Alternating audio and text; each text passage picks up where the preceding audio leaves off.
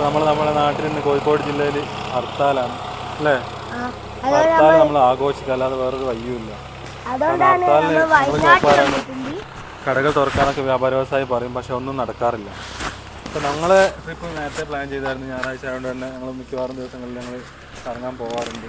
ഇപ്പോൾ പുതിയ ഷോപ്പിന് വർക്കൊക്കെ ആയതുകൊണ്ട് തന്നെ കുറച്ച് ഞായറാഴ്ച നമ്മൾ പോയില്ല അല്ലേ?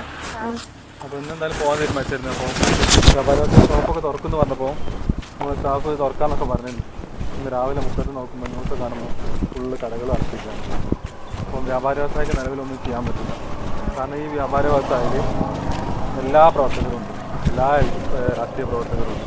അതുകൊണ്ട് തന്നെ അവർക്ക് പ്രത്യേകിച്ച് ഇവരെ എതിർത്ത് നിൽക്കാനോ അല്ലെങ്കിൽ അവരോട് പൊരുതാനോ ഒന്നും പറ്റില്ല. പ്രത്യേകിച്ച് കട ഷോപ്പുകാർക്ക് നമുക്ക് മനസ്സിലാക്കാൻ പറ്റും, ഷോപ്പുകാരെല്ലാവർക്കും ഷോപ്പ് എന്നുള്ള നിലക്ക് എല്ലാ ആളുകളും നമുക്ക് ആവശ്യമാണ്.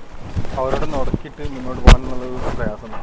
ഈ ഒരു സിസ്റ്റത്തിനെ മാറ്റി മറിക്കണമെങ്കിൽ ഒരു വ്യാപാര വ്യവസായി മാത്രം വിചാരിച്ചാൽ നമ്മൾ നടക്കുന്ന കാര്യമില്ല. ഇത്തരം സന്ദർഭങ്ങളിൽ പൊതുവെ ഞാനൊന്നുമല്ല, എന്നെ പോലത്തെ കുറേ ആൾക്കാരുണ്ട് ട്രിപ്പ് പ്ലാൻ ചെയ്താൽ മതി.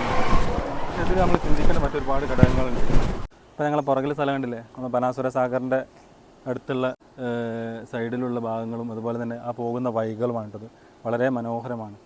ഇനി ഞങ്ങൾ മീൻമുട്ടിയിലേക്കാണ് പോകാൻ തീരുമാനിച്ചിരിക്കുന്നത്. മീൻമുട്ടി വെള്ളച്ചാട്ടം, അതുപോലെ തന്നെ അവിടെ ഒരു വ്യൂ പോയിൻ്റ് ഉണ്ട്.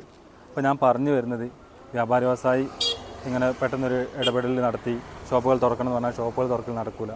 ഞാൻ പറഞ്ഞില്ലേ, അതിനൊരുപാട് കാരണങ്ങളുണ്ട്. പക്ഷേ ഇതിൽ നമ്മൾ ചിന്തിക്കാത്ത അല്ലെങ്കിൽ നമ്മൾ ആലോചിക്കാത്ത, നമ്മളെ ഈ സമരം നടത്തുന്നവർ ചിന്തിക്കാത്ത പല കാര്യങ്ങളുണ്ട്. ഒരുപാട് കടക്കാർ, ഒരുപാട് ഷോപ്പുകൾ വളരെ കഷ്ടപ്പാടിലും ബുദ്ധിമുട്ടുകളും പോകുന്നവരുണ്ട്.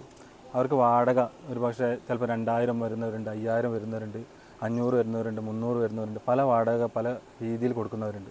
അവർക്കൊക്കെ ഒരു ദിവസം കട അടച്ചിടുമ്പോൾ ഒരുപാട് നഷ്ടങ്ങൾ, അതല്ലെങ്കിൽ പച്ചക്കറികൾ അതുപോലെ തന്നെ ഫ്രൂട്ട്സ്, അവർക്കൊക്കെ ഒരുപാട് നഷ്ടങ്ങൾ വരുന്നുണ്ട്. അതാരും ചിന്തിക്കാറില്ല. അതാർക്കും ചിന്തിക്കാനുള്ള സമയവും ഉണ്ടാവില്ല. ഇവർക്ക് അവരുടെ കാര്യങ്ങളെ ഉണ്ടാവുള്ളൂ. എല്ലാ രാഷ്ട്രീയ പാർട്ടികൾക്കും നമുക്കറിയാം, എല്ലാ രാഷ്ട്രീയ പാർട്ടികൾക്കും അവരുടെ കാര്യങ്ങളെ ഉണ്ടാവുള്ളൂ.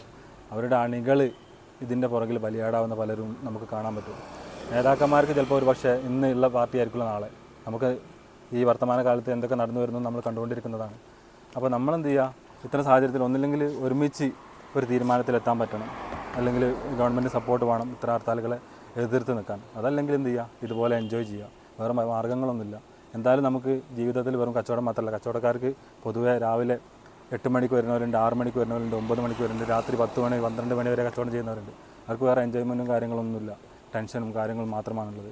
അപ്പോൾ അത്തരത്തിലുള്ള ആൾക്കാർക്കും അവരുടെ ഫാമിലികൾക്കും ഇതുപോലെ യാത്രകൾ ചെയ്യുക എന്നുള്ളതാണ് എൻ്റെ ഒരു അഭിപ്രായത്തിൽ ഇപ്പോൾ നിലവിൽ ചെയ്യാൻ പറ്റുള്ളൂ. ഇനി അതല്ലെങ്കിൽ ഒരു സിസ്റ്റത്തിന് മാറ്റങ്ങൾ വരണം.